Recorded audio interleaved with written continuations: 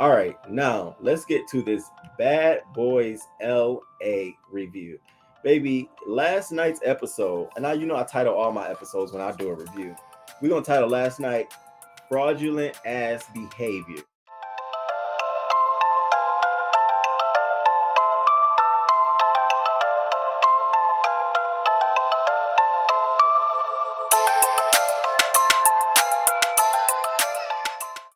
All these niggas was exhibiting fraudulent behavior. I'm saying like you so fucking fraud. This is just this about what are we got going on?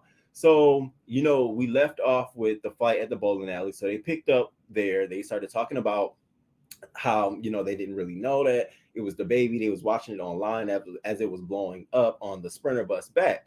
But we left on the fact that Moolah had a problem with William the baddest shaking his ass on him or following him around the club dancing. Now, one thing I can say about this is that Zeus Network did a really good job of us not showing us any parts of William actually shaking that ass on Carry On.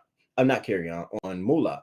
Like, I went back to go watch it. I'm like, well, I really didn't see him. I saw him over there just shaking it in front, doing his thing. But when I saw them together as a group, I mean, y'all are standing together. It's called a camera pan. Y'all are within the camera angle. So you're going to be together. And if I'm dancing, sorry, bro, go to the other side. So I saw that, but I didn't really see him shaking it. So I started thinking, like, are they pushing? Were they trying to push something this whole time? So that's how we open up the show. We open up the show there. So, of course, my first clip is of Moolah on the bus giving what I always tell you all, the straight talk. So get into this clip. And didn't get a chance to turn up and enjoy our night. So they talking about that. I'm in my own zone, and I feel like this is the time to call William out. Forget all of that, what they talking about. William about to get the biz. I just gotta address something. I want everybody attention. I want everybody attention. Like, William, you do too fucking much, yo. Like, you do too fucking much, yo. Like, you fucking twerking everywhere every time. Like, yo, this shit is like out of pocket, yo. You do too fucking much. You act like you never seen a camera before. Like, you just don't know how to act when you get in front of people. Let the shit flow natural. You do too fucking much, yo. Keep that shit over there. Do not be twerking on me. I didn't twerk. No. Yes, you did. You everywhere I'm at, you trying to shake your ass. Keep that shit over there. Whoa. I respect all of my straight community and their preference. I would never disrespect you like that. Everybody having a good time doing it. You do too fucking much. Stop doing the fucking most. So I said, now looky, William the baddest. Was I mistaken? Is your name not William the baddest? And you got this man sitting here. I don't give a fuck, straight or gay. You got this man sitting here telling you did something to him that he don't like, disrespecting you, all kind of mannerisms and shit, hostile. And you just sitting over there exhibiting the baddest behavior. After that moment, I was like, oh no. Cause see me, I would have tore his ass up. First of all, you ain't pressing me on this fucking Sprinter about some shit I did in the club, nigga. That was an hour ago. We done missed it. I don't forgot, nigga. I don't know what the fuck I did. My bad. Move on. He didn't give any of that. And so I'm sitting here thinking like, wow, so this man is really, really shook. And then the only response he gave was, if you really feel convicted that you wasn't shaking your ass on him, your response was like, I mean, I didn't, that was so weak to me. I'm like, now when I told y'all the last Monday, I said, now it makes sense why I didn't see William connecting with everybody on all of the social media, the IG stories as the show is going on. You don't see William because of course he left the show. It makes sense. It makes sense why you couldn't stand this little argument. And if as we go on, you'll see Moolah is saying he would not put his hands on him. They weren't really going to fight. They weren't going to tussle. Clearly, he can tell that this guy doesn't want to fight. He doesn't give it like that. So I'm sitting here thinking like, what a whack ass. So it made sense when I said last week, y'all, that he uses people for his comfort, for his convenience. And once he can't, he's weak. He's out. He had nobody to come to his defense. He had them two girls that he had in high school. They wasn't there, so they couldn't raise to the occasion and say, leave him alone. It was literally him having to face that. That's what happens when you always got superheroes on your side and you don't never learn how to stand up to an issue. This shit is right in his face. So I said, it made me literally think about him in the rest of his life. Like, oh, so you always go through your life getting bullied. You only fight people that you think you can beat. What a coward. You know, you need to go up against everybody. You're going to win some and lose some, bro. But just know that you done stood up for yourself. That shit was so weak. Definitely not no bad boy of LA. I don't want nobody following that shit and thinking that was a hot move. Boy, get the fuck out of here. On IG, Darrell and Milan co-signed that William really didn't do that. Who's telling the truth? Exactly. Now, so that was my thing. So I went back to watch the footage that they put out here. I did not see that man dancing up on him like that. And that's why I felt like I said, is this a concocted line? Because y'all pushing that narrative mad hard. And like, if it was a big narrative, like something really did happen, we'd have saw that clip. We'd have saw a clip of him shaking up on him a little bit, but we didn't. And so all we got is these accusations. And to me, it's just like baseless. If we ain't see it, then so fucking be it. Now, what they could have stood on was the fact that William was leaking the cast members throughout the whole thing. And that's what he said. He was like, you know, that I could see, like, okay, that's something, but are you kidding me? I paid that subscription. I blame you. I'm sorry. At least she feeling good about herself and stop playing with chicken blood and bones. Azealia, a whole mess. So that scene happened. Of course, now I'm like, this is a bitch, dude. I'm sitting here thinking like, you about to have a whole panic attack on the bus. Where's this man inhaler? So then we move on to the scene where this guy, I'm just gonna call it out what it is. He ends up leaving the motherfucking house, y'all. He ends up leaving the house like a fucking coward. So check this coward stunt move out. And the whole coward move of it all was that he couldn't even have a conversation with Moolah. Like, are we really that terrified of Moolah? Come on now. Because I was twerking on him. Did he fight you in the sprinter? No, but it was getting to that. I just shut up because I don't match energies. But listen, I'm here for such a different reason. So this is him outside. After they get back to the place, he decides to leave and not coming back. So this is him talking to the producers. It sounds like another female. You see Natalie Nunn. I was trying to see if I was going to hear Lemmy in the background. You know, he has to come in and say something. But I don't know if I really heard him or not. But this is him talking to the producers. What I want y'all to notice is how William the baddie turned into Roger. Okay, Roger came all the fucking way out on that ass. Okay, I said, oh, look at Roger. Roger's scared. Look at Roger. Reason everybody has shit. I didn't know at that point. I'm being paranoid. After I was finished talking with producers, I see Moolah, and I was already nervous. I'm thinking this guy is gonna like fight me or try to like physically assault me. I'm not here to attack you. I'm not trying to hurt you. I wasn't trying to scare William, but I was trying to get my point across Roger, and let him know that you. that shit that he pulled, it wasn't cool. Hey, I supported you. I know. Listen. I supported you since day one. From the time I got you on my radio station, from the time you asked me to put your music in rotation, I did nothing but support you. I don't have a problem with you. William, he's not a stranger to me. I interviewed him. Great energy, good vibes. But I guess it was something else when he saw me in person. You got a little bit too comfortable twerking. I don't move like that. I also found out that William leaked the cast to the blogs. Once again, clout chasing. William. My problem with you is you so busy looking for fame and clout, you leaking stuff, and you can't say you're not leaking anything. Am I lying? Am I lying? No. Baby. You've been leaking stuff, right? William. No. William, you've been leaking stuff. The energy started changing. I just felt him getting more upset and turning the subject around. Like, oh, but you did that? Oh, but you did that. So I was like, at that moment, I'm like, okay, it's getting heated. It's about to escalate. It was time for me to toot it and boot it. No, hold on. William, why are you doing that? Listen,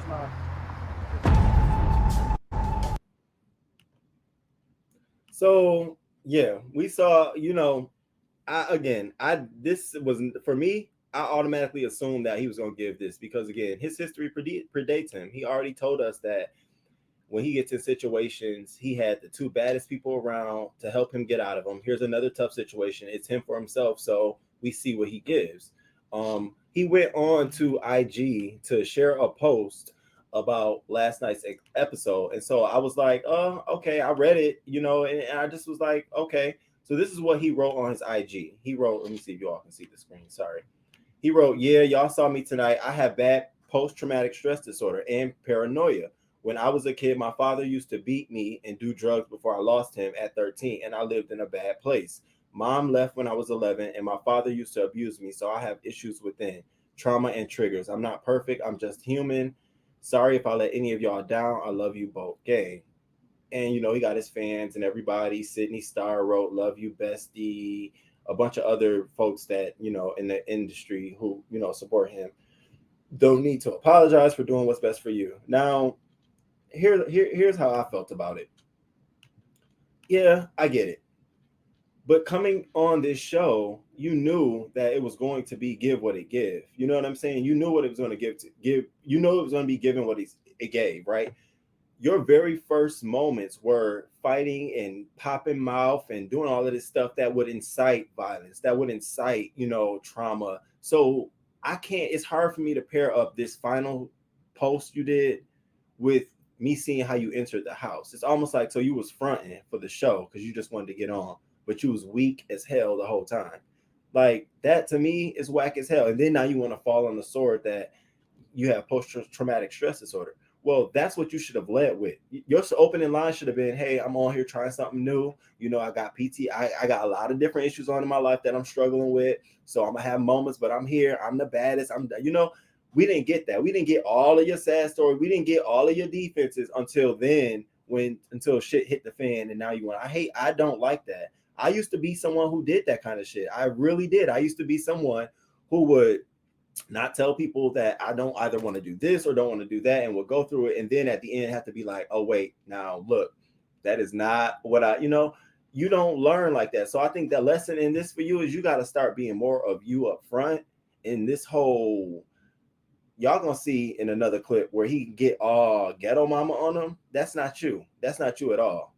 You know what I'm saying? So I don't want to kill your character on the show, like say I'm done with you, but I want to see you grow and accept that. You really should have came back to the house and checked all these bitches and checked and even Milan was like, I'll give you my room. You can sleep in my room. Now, Milan, you walk around this whole fucking episode and he's short and he's swimwear. Like, I'm like, is he horny all the time? Like, does he want to fuck all the time? What is wrong? Why you can't put on some pants? He talking to Kurt with Dylan with bikini underwear on. I'm saying, at first I thought it was boxers. Then the camera panned. I said, this man got on some thong underwear on, prancing around this house. I said, this is all for the camera. This is all for us to see and look at his ass and look at his body and shit. Milan, you got a nice body. Great. I just don't think people want to see that for you. We've seen it enough. Like, we got it. We get it. Then on the next episode, we getting dildos from Milan. You're doing too fucking much. You're coming off too sexy. It's too much of that. Like, you're overly killing it. It's just too much. So I don't know.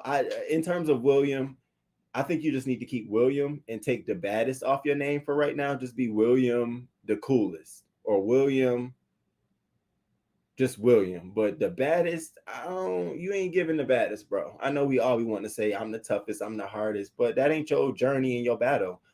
And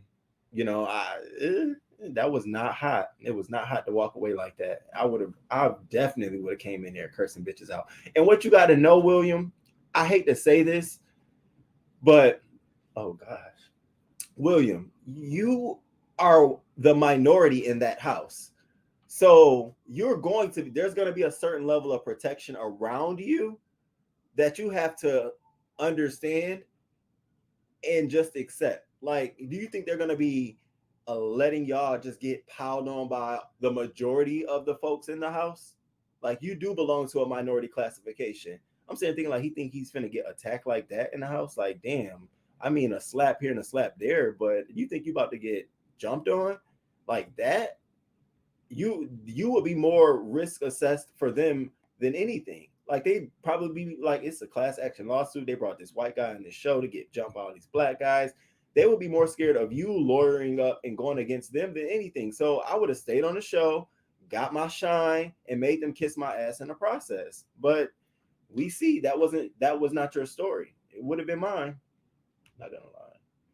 I judged the fuck out of him for running away. I saw his post later on IG explaining his past trauma, and then I felt bad. I know. I mean, I get it, but it's just like we should have got that in the beginning. You know what I'm saying? We should have got all of that shit in the beginning. I told you that first show should have been in episode 3, both of them, because it's way too late to be telling us now you're suffering all of this stuff. It's like, oh wow, okay.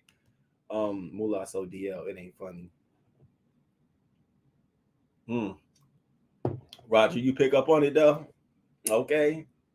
Thank you for being here, Shantae. I appreciate you.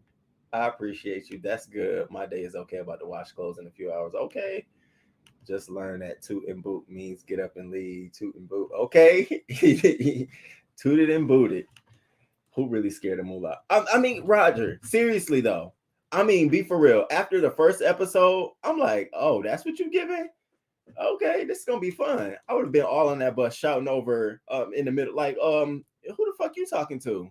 You ain't do nothing there. I saw I've been saying, why you ain't do nothing then? You ain't do nothing. Now you want to talk shit? You ain't do nothing then.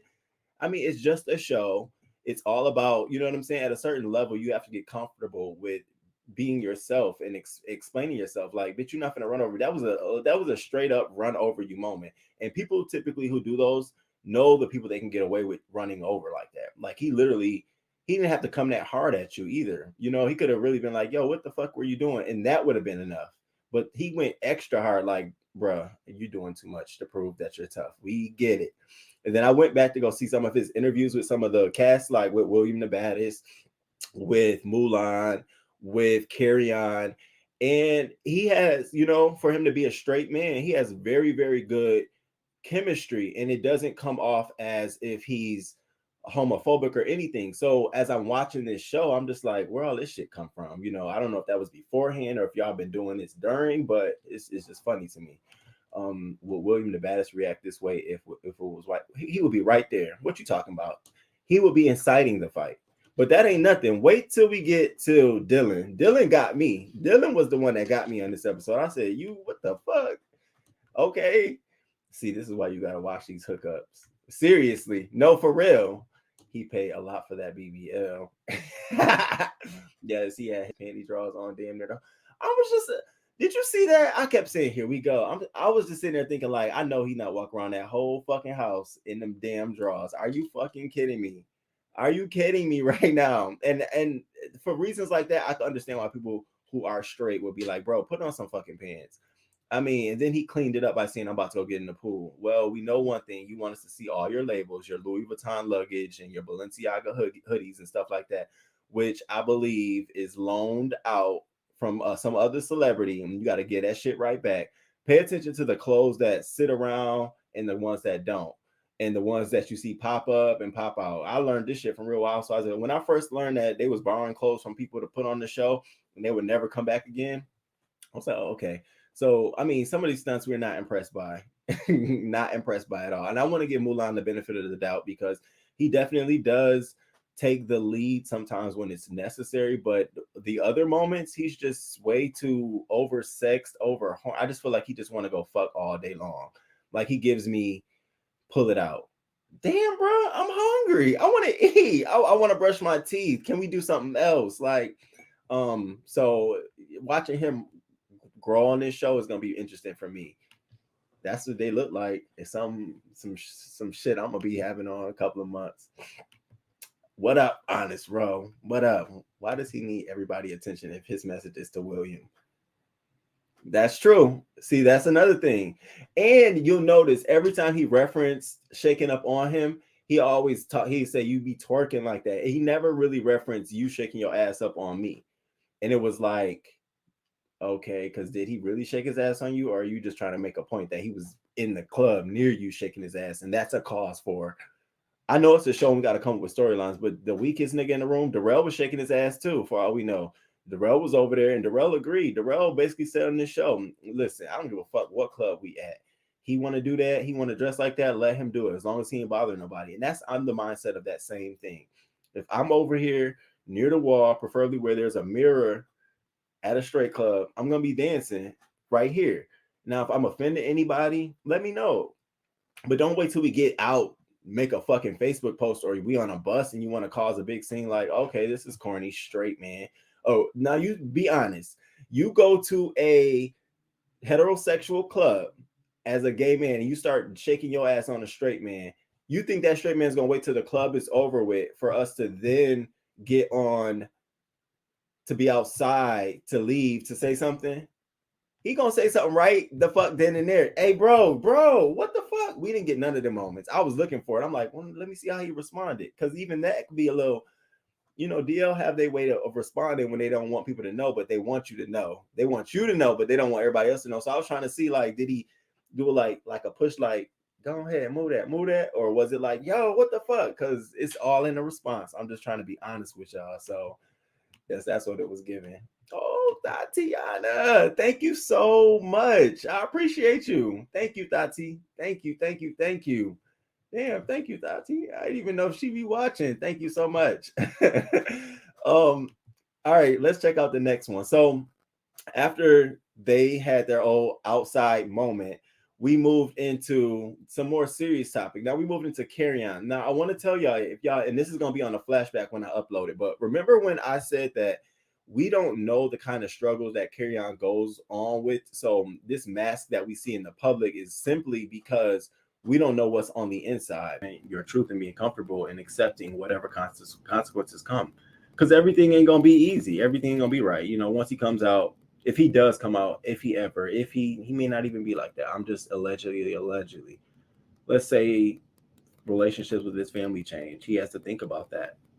It ain't as easy as just living your truth. It's like, no, it's okay to live in my truth when you see it from a TV screen. But what you don't know is now I lose my family. What you don't know is, you know what I'm saying? It's like that. So it definitely gets a little bit sticky. And that's how we know he responds to some stuff very nonchalant, because it's like some stuff is not dealt with or decided. So I was like, yes, I got the moment. So this was the moment I was talking about, y'all. This was the exact moment I was talking about. So it's two moments, but I want y'all to check this first one out. It was a very sensitive moment, and y'all, if those who've been around, they know that I done been through this as well. If it'll ever pop up, I'm sorry. Whether it was a mistake or not, like, I was provoked. I told him that I didn't like the way I was being treated behind closed doors, and I was gonna leak the tape. And then he kind of kept going with the insults, and so, boom, like, I leaked it. You know what I'm saying? It wasn't to cancel him, like, it was just to bring awareness. But I really don't appreciate kind of like how he's presenting himself on TV, not really like telling the truth from my perspective. Why these frownings and going off on my friend? Y'all need to get it together. This daddy and son relationship gotta get right. Did you think the reaction from others was the reaction that it got? I didn't know I was setting off a landmine. I thought it was gonna be like a little pop, pop, pop. I didn't think it was gonna be like some global type, fiasco. If it didn't feel so abusive, I probably wouldn't have like leaked that shit.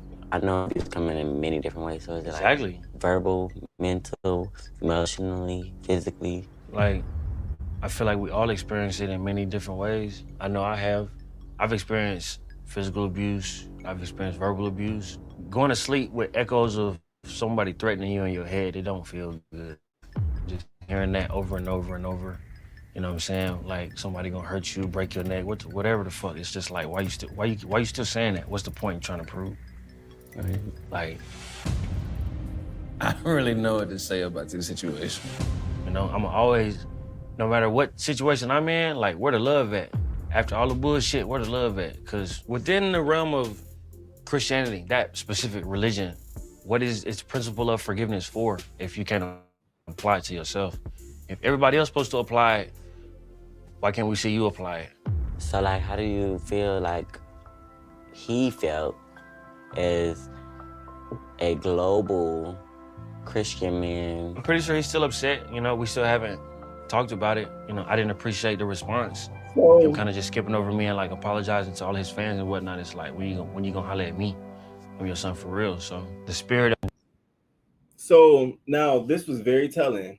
This was very telling about sort of those who are not familiar with Carry On and what went on with him and his father. And so I wanted to share also before I give commentary on the video that he leaked about his father. I know some of you have probably already seen it, but I just definitely wanted to keep consistency with this story. So this is the video. Carry on, go put some clothes on. I'm wearing clothes. I'm about to go to my grandfather's house. I'm being abused right now. I've been assaulted by my own mother. This is on live. You on live, you guys? You know what I'm saying? I'm going live just so I make sure I'm protected right now. Y'all let the world know. My mama already assaulted me. They trying to take me to some hospital. This crazy. This crazy, bro. No, I'm looking for protection. I'm being protected. You won't call the police right now. You won't call the police. Look. This is for my protection. Ain't no cameras here. You've already assaulted me. So just like this is my mother. She trying to take me to a hospital, but she don't have no bond, no business with me, no relationship. This is crazy. Get off the phone. No, call the cops. You've already assaulted me. Stop. Cut that off. No. All right. Cut it off. No, I'm getting my stuff. No, y'all won't call the cops. I need to be protected. All right. So I just wanted to give you guys sort of an idea about, what happened as to why he feels, there was sort of speculation or rumors or allegations his father molested him, abused by his parents and stuff like that. So this was a part of this scene, him sharing for the first time with Gutta, what the one moment or the one incident that broke the bond between him and his father. And now he kept referencing something, you all. And I said, I wonder if his father said that to him. But he kept saying, his dad is spiritually dead to him, but it's no difference than just being physically dead. So I don't know if his father said, I'm spiritually dead to you, or you're spiritually dead to me. We're no longer anything. And in his mind, he's interpreted that as being, you're just dead. You're dead to me altogether. So we really got to see that, this was the catalyst moment for him feeling all of these emotions, hiding stuff, not knowing really what to say or what to do, because one little thing he says can lead to this story right here. And we got it. Anything, any trigger, any moment, any connection to someone, you're always going to lead back to that root of your soul. It is what it is. That's why sometimes I'm guarded with my stories and stuff and what I say about myself, because it will always lead back to your soul and what really is going on. And this moment did that. It opened up and we got more. So in this next clip, he even extended that a little bit more. Now, this one was the one that I really, really tugged at my heart, because we rarely ever understand how traumatic these moments can be for us, but they're very, very traumatic. They're very, very traumatic. I had my moment. I couldn't believe I had one about what's the difference between somebody being physically dead versus being spiritually dead. I don't think there's a difference, and it feels the same. So whatever it might be, broken in me that I'm still healing. I'm pretty sure that everyone that I come in contact with that resonates with me has their own experience. I don't think people realize that I really be alone, bro. I don't get no family time, so it's a different kind of battle for me.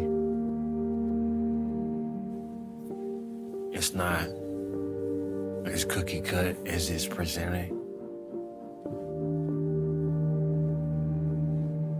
But that's just the way it is, and that's the water that I gotta swim through. I don't mind giving Gutta this moment to really tap in with me, because I definitely know about dark waters when it comes to dealing with parents.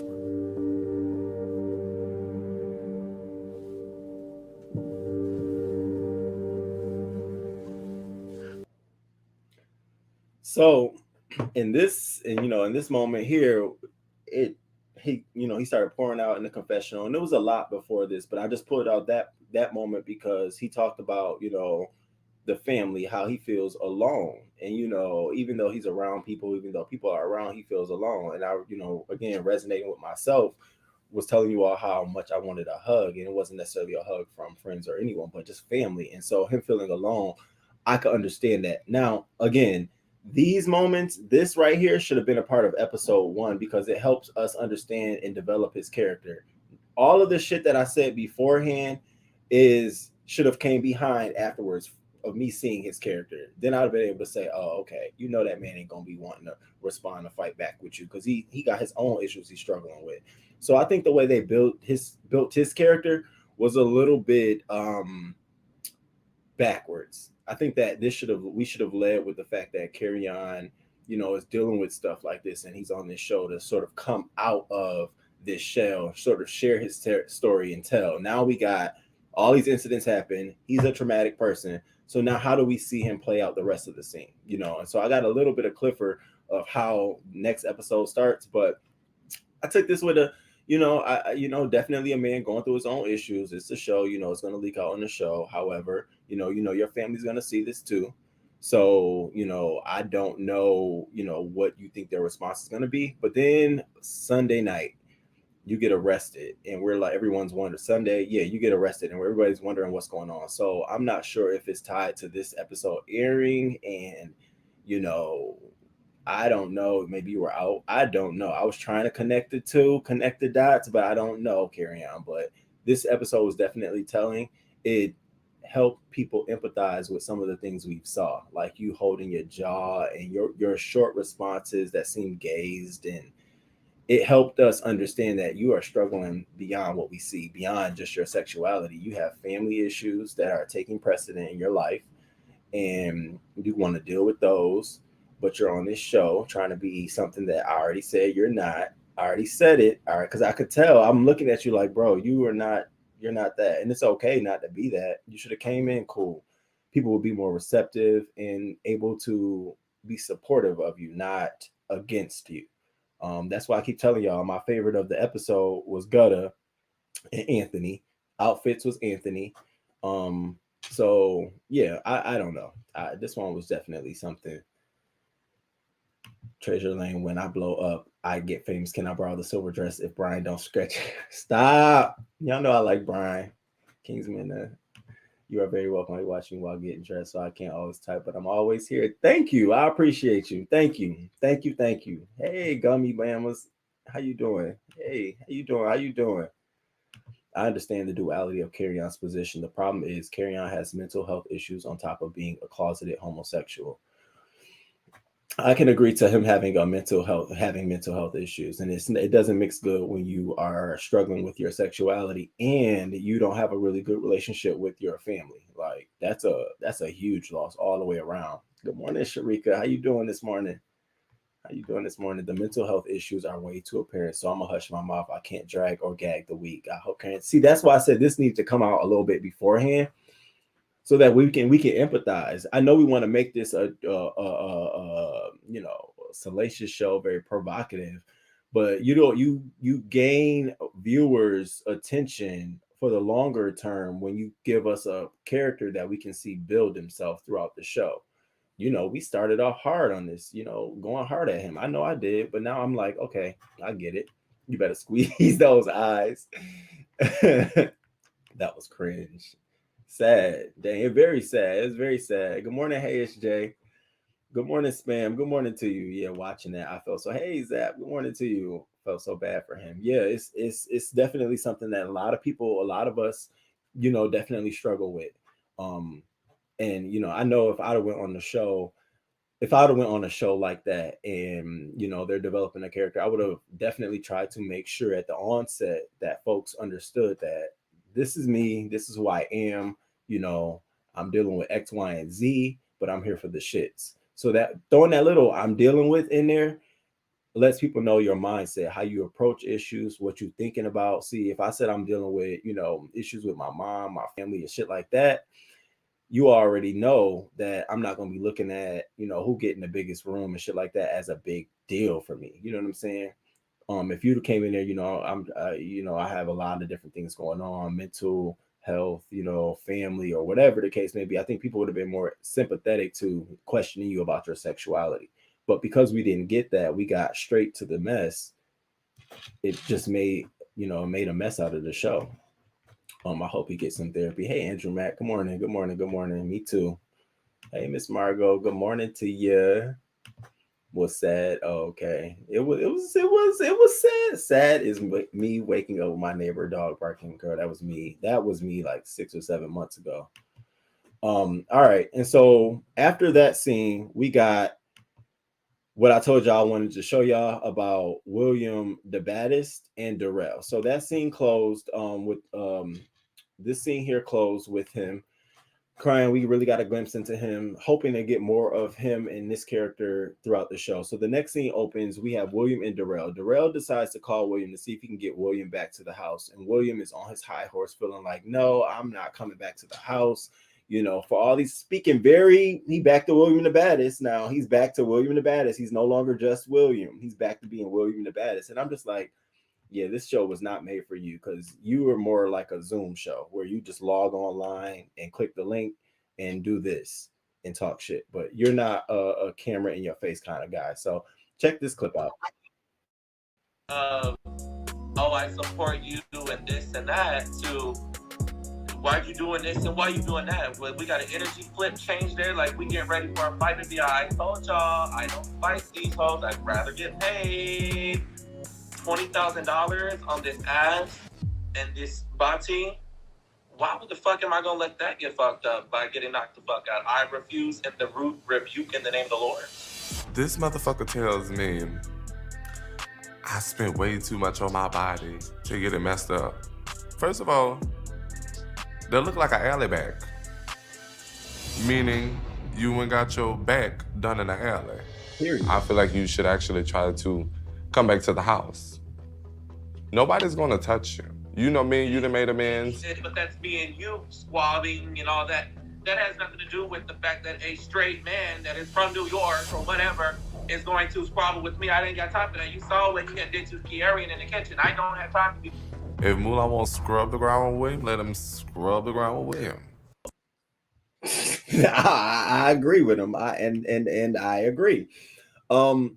William completely flipped the script here. He completely tried to go back to being the baddest. He got exactly what he wanted out of this. He got exposure. People who never knew him know him. I know him, never would have known him or talked about him. I felt like it's exactly what it was. Poor casting on Natalie Nunn's part. I think they should have done a better job of identifying what they want in these people and then seeing what they're going to be able to bring to the table. I would have been able to tell from casting from jump that William the Baddest will literally just be here for himself. There will be no team element for him. There will be no conflict resolution with him because that's not what he's trying to provide. He's completely gone now. And first of all, you spend $20,000 on that body, you need a whole motherfucking refund. Matter of fact, you need to report them for fraudulent behavior because that shit right there, again, fraudulent. You ain't spend no $20,000, more like $20. What you got? Some special panties? That whole scene of you shaking your ass at the club was disgusting. It was not hot. It was not cute. And no, I'm not saying it's because you can't dance. I'm saying it's because you didn't pick the right outfit that matched your body. There's no way somebody told you that shapewear for you at that scene was appropriate. You stood out. You looked a mess. You looked a fool. You got money on you. You looked a whole fucking mess. And you mad people called that shit out. You shaking it. I'd have said something and I'm gay. I'd have been on the bus like, yeah, and all that nasty twerking. Bitch, this was not your night to twerk. Your night is Monday nights down at the Caroline bar. What the fuck you over here? You should have been in this bitch in some jeans and gave me a little cute sneaker, okay? And maybe a cute little jacket and some shades. And just, you should have been real cute. You came in there real flute. It was fucked up. It was like, no, sir. So I don't see it for him. He got a lot of support out there. He does this thing, I guess, in Texas or whatever, but I don't see it for him at all. And I wonder if they're going to bring him back on the reunion to have this conversation. And I hope they go hard as fuck on him in the reunion. It's due. Like, you need that. You need a lesson. I don't know if you got the lesson or not, but I think you need the lesson that it's okay to confront conflict and be clear about how you will do this and won't. Like, you can't just run away when it's presented to you in the wrong way. Just be like, okay, look, We can talk about it, but bro, the minute y'all put y'all fucking hands on me, I'm out. That should have been enough warning. No one put their hands on you. No one even got to that point. And then, you know, the post-traumatic stress disorder stuff that you're going through and the traumatic situation with your parents, I feel really bad for it. You know, I don't want no child being abused at all, but I don't want you to always try to find something to fall on. It was the black girls in high school. You know, they will help you. Now I was struggling, so you're falling on that. So just you have to, if you want to be in the industry, you're gonna have to one day figure it out. Not everybody's gonna like you, William the Baddest. So definitely not my favorite. Could have done without him on this episode, to be honest with you. Like, are you kidding me? The backstory should have been episode 1 and 2, not 5 episodes later. Terrible job by the producers. B1, you already see how I was looking at it. I'm like, now why are we getting this story in this episode? Like, they should have led with this. Do you know what it would have done to the promo? Not only just us wanting to watch this, but people, that's more mainstream appeal about Kerrion and his father. That had more mainstream appeal, to be honest with you, than having, well, it would have been up there with Andrew Caldwell. And then you got Kerrion and what's going on with his father. And y'all got footage of him, but you don't lead with that. You tuck it in until the middle like it's supposed to. No, that's a highlighted moment. There, a lot of people would have probably put that story up and would have been, you know, I've been waiting to see what news sites, what major news people or are going to pick up some episode, but no one has really picked up an episode. Nothing has really peaked up to that level of, oh my God, on this show, this has happened. That's why this should have been beforehand, so you can build that audience and keep them. Now you got to pick and pock and hope they jump on. Crazy to me. Especially since Kerrion went through so much with his father, Kirk. That was big in the media not too long ago, and this show is just adding to that. Right? It's just, you know, it's just bad as hell. Not an alley back. You know, I'm using that. I hope he was exaggerating how much he. 20,000. Where? You mean 20,000 on food? Like, what are we talking about? I need to see the receipt. I need to know the location, because if you're not filing the FCC complaint, bitch, I am. That's 20K. A whole refund. I'm talking about you need it all. Hey, Bless. Good morning, Bless. Thank you for coming through. Thank you. Yes, I told you, fraudulent episode. This was a very much so fraudulent episode to me. You know, I'm sitting here thinking like, that's a whole fucking lie. And then he gave that. I'm sitting here thinking like, where did all of that come from? Where did that come from? That you didn't have that out there when you was standing outside. You was, well, fraudulent. That's why I said it was just a fraudulent ass episode. Can these people form a proper sentence? I have a hard time to understand sometimes broken English. A whole refund. Okay, down to the Caroline bar. Okay, that's where he need to be. Good morning, Lady K. Thank you for coming through. I'm saying it. William ain't the baddest. Can't dance by bitch. Is not the baddest at all. I'm just telling you, I'm dead as serious. I'm dead as is. The heterosexual women subscribe to Zeus if they had produced this right.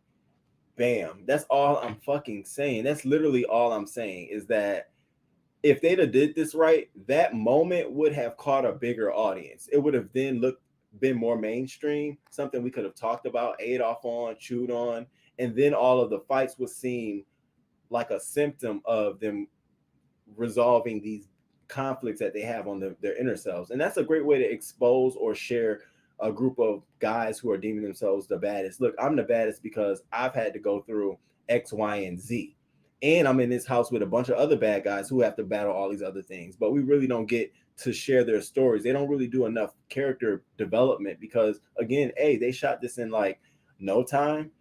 And B, I think again, leading to our conversation about, you know, Funky and Lemmy, which I always be saying shit I shouldn't say, but I sent my video to Funky to watch, to get his opinion on, and it just liked it. That's all I'm gonna say. Liked the video. But to get his opinion on it. But that's what I'm saying. When Lemmy, you saying that you're doing things in a way to share these stories, and you know you want it to be highlighted, but you don't. The moments that are the hottest moments, some of the most highlighted moments, celebrated moments, we don't get them in the trailer. We don't get them where they need to be. And this certainly should have been in your first episode. So it'll be interesting to see. how they continue to develop these characters, and that's what I'm focusing on now. Like as I first was starting to watch this show, I was more so focused on how you're going to mix the gay and the straight, but I don't care about that anymore. Now I'm focused on how are we building the characters so that they can make it beyond just a package season. Now there's season 2 where now we're looking at resolving more of the conflict as they are becoming characters.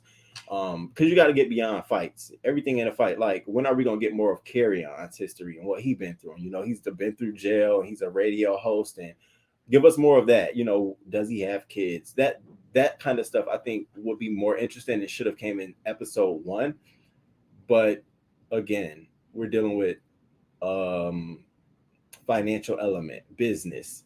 So the next scene I want to show you is Dylan.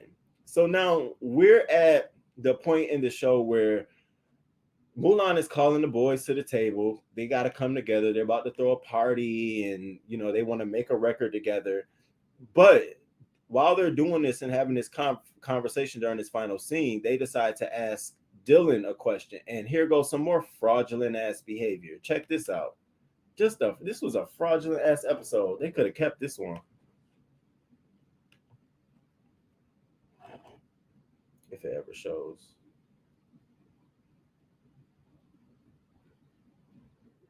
Happy William isn't coming back. How you feel about William the Baddest coming back to the same house as 912 Baddest? Well, I honestly don't feel like he should come back because he left, leaked the cast, and he said that they was gonna jump him.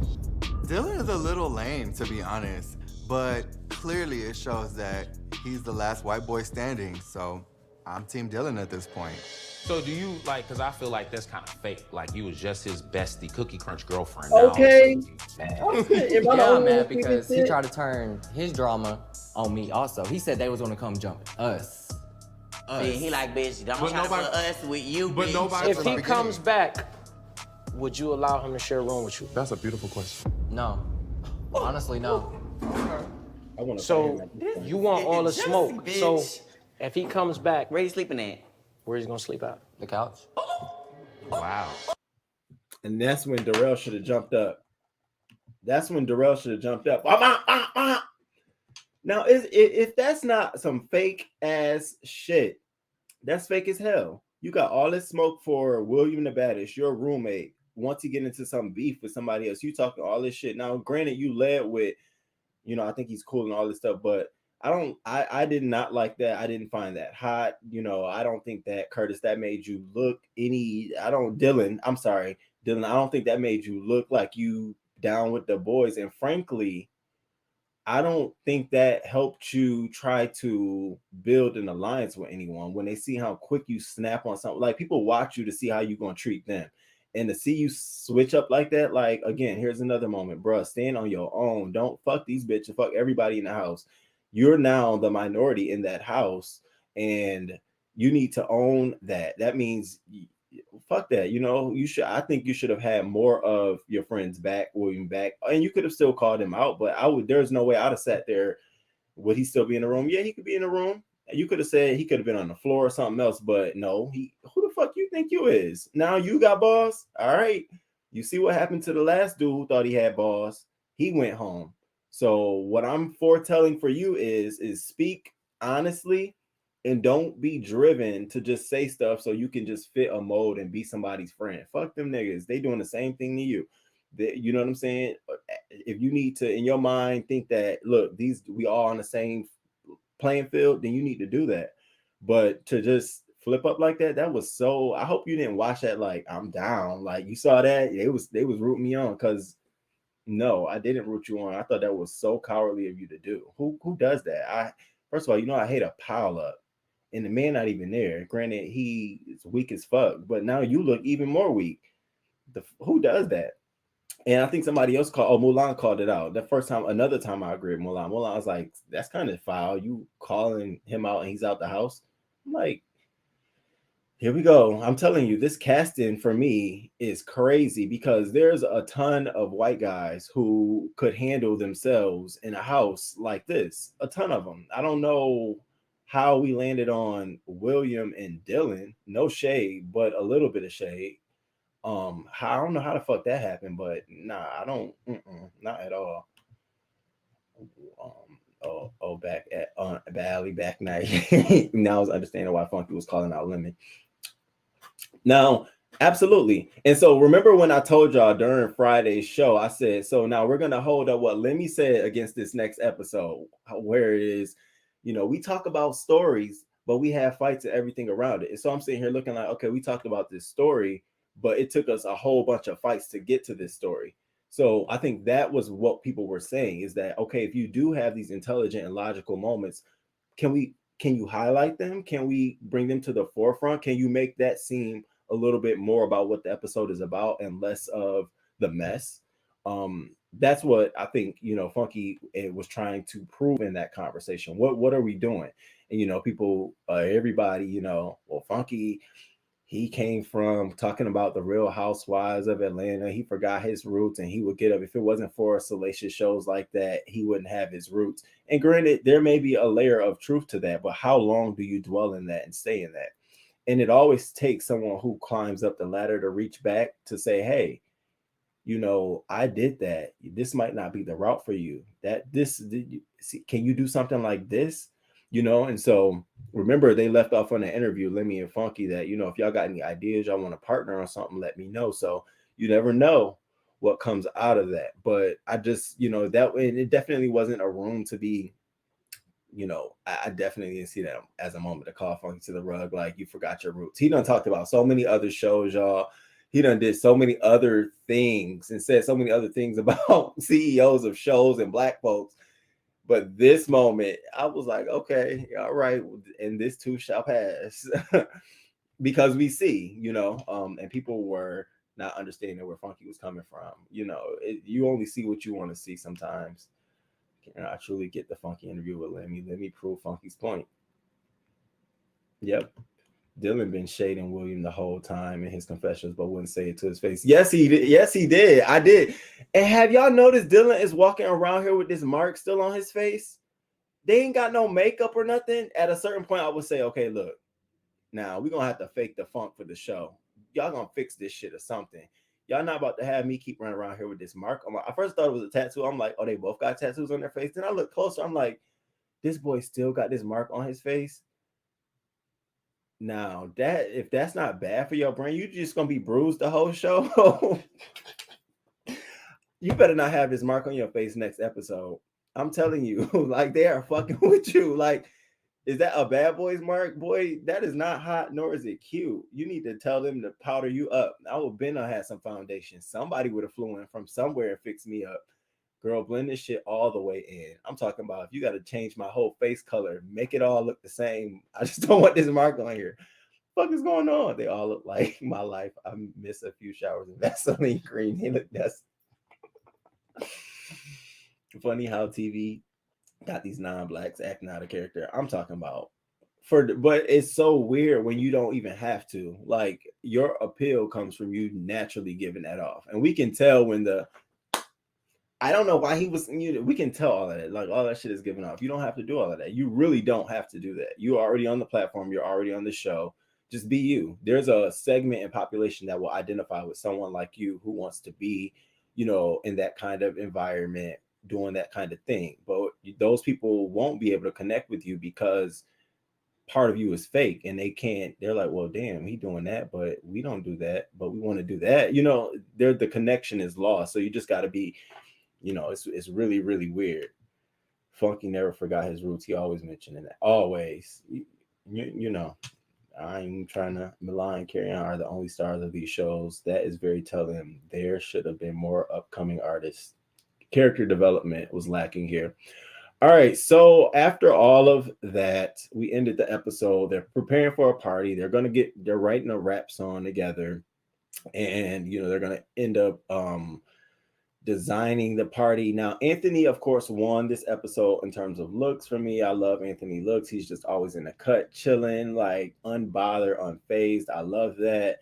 My favorite person of this episode was Gutta, because I love the moment that he shared with Carry On. Now, I didn't share that clip, but before the Carry On and Gutta moment where he talked about his father, he came in a room, they was prancing around. He finally asked him, like, yo, what are we? What's going on? Like, are we this or are we that? And, you know, Carry-On responded, nah, we should just be friends. And I love that moment because I love keeping it. I love the real, you know, that's another double-edged sword with, you know, being gay. Is like two men are gonna bound to be, you're gonna be friends. And sometimes it might go further and you just will be like, no, we're just gonna be friends. And, you know, unfortunately, yeah, but no. And so he gave him the yeah, but no. And so that was cool. Now, final cliffhanger. I want y'all to see this. Is of the what I'm trying to wait. I can't wait to this next episode, y'all. I can't wait to this motherfucking next episode just for this because I feel like it's warranted. It's due. It's due. It's due. Okay, and so finally we get this episode where people are finally calling Mulan as the rug. Like he's the boss because he's this, he's that, but he's really not. A sissy, dogs. I am a sissy. A big sissy. A faggot. You mad? Because you want to be one? Niggas think they can fucking harm me. You know what I'm saying? Grab a bottle on me. Niggas don't want me to war up. They don't want that shit, bro. He's the weakest What's nigga. going on? Why you, what you got against this nigga, bro? And so wrap much? your motherfucking braids around my arm and beat the dog shit out of you. So that's what we get next week. We get to see this unfold and unravel. And as we saw in this episode, it literally seemed like it was just one day show. It didn't seem like we got more scenes. So this will probably carry on throughout that whole next episode. It'll be interesting watching Carry On this time, now understanding the father situation, the, you know, of course, the sexual orientation situation, and now understanding that, you know, there's this murder woman vehicle, all of this weird stuff going on. So it'll be interesting to pair that all up against watching him on this episode. I'm looking forward to them all calling Mulan to the rug for his behavior, his overpowering behavior, him thinking he's the king. I'm glad Anthony is stepping up doing that. You know, I like me some Anthony. So it'll be interesting. I would love to see what what Gutta has to say about it. And also, I want to see if the straight guys are going to go up against Mulan. Like if they're going to, if that's going to be, if they're going to say something. So it'll be interesting. Another, you know, it was an interesting episode. It wasn't a lot there, but, you know, I called this episode a fraudulent, very fraudulent behavior throughout this episode.